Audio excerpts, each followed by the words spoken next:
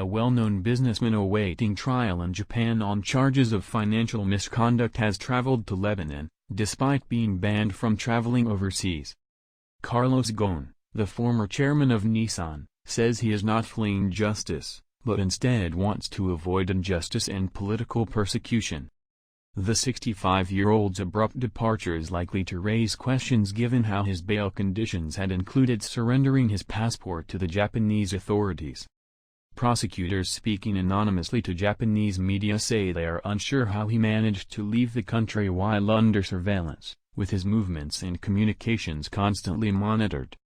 In a statement, Ghosn said, "I am now in Lebanon and will no longer be held hostage by a rigged Japanese justice system where guilt is presumed, discrimination is rampant, and basic human rights are denied, in flagrant disregard of Japan's legal obligations under international law and treaties it is bound to uphold."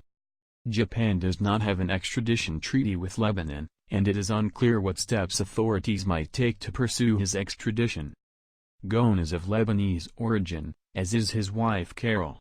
The bail conditions stated that he was forbidden from meeting her, but recently, a court ruled they could communicate via video calls. According to the Financial Times, Ghosn was not under house arrest when he flew to Lebanon, and the newspaper reported that it is unclear whether he had escaped or whether a deal had been reached. However, it seems his departure took prosecutors and his own defense team by surprise.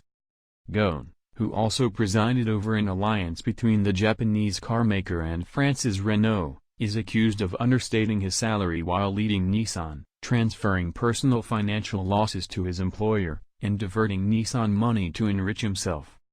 In April, he lashed out at ex-colleagues, accusing them in a video of backstabbing and conspiring against him. Mr. Ghosn claimed some selfish executives had really played a very dirty game and insisted he was innocent of all charges. He has repeatedly denied any wrongdoing, accusing Japanese authorities of trumping up charges to prevent a potential merger between Nissan and Renault.